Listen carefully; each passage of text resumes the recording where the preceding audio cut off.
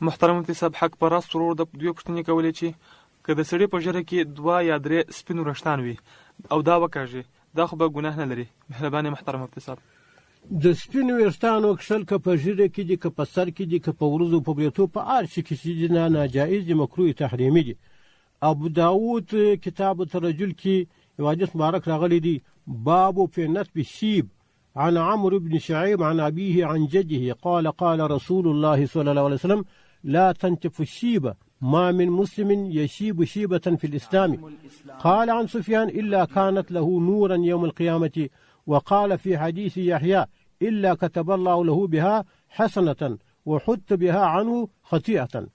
آلت دا حدیث مبارک راغلی دی چې نبی علیه الصلاة والسلام وفرمایله چې تاسې دا سپین ویښته دا د ژیرې څخه مه کاږئ، ځکه یو مسلمان چې په ژیرې کې سپین ویښته پیدا سي دا نه دی مګر د ده د په ورځ د قیامت دا نور دی. دا سپین ویښتان چې په ژیرې کې پیدا سوله دا د قیامت د ورځې نور روښنایي ده. او بیا په دا بل روایت کې راغلی دی چې د هر ویښته په مقابل کې الله پاک دته یوه نیکي لیکي او یوه بدي چې ده د ده د عملنامې څخه دا لرې کوي. بیا په بذل مجهود کې مولانا خلیل احمد سهارنپوري رحمه الله په بذل مجهود کې صفحه 9 جلد 18 هغه کې راغلی دی ولا فرق بين نتفه من اللحية والرأس والشارب والعنفقة والحاجب والعذار من الرجل والمرأة.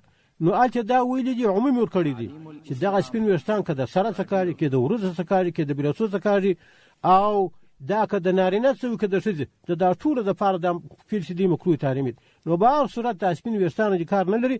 دا چې ستا هره ورځ ستا په هر ویښته په مقابل کې یوه نیکي نویسته کېږي او یو بدي در څخه لرې کېږي او دا بیا په ورځ د قیامت ستا دپاره روښنایي ده. نو څنګه دا خپله روښنایي چې دا د لاس ورکوې او په لوی لاس دغه ویښتان چې دا جنکار یې غورځوې. تعلیم الاسلام رادیو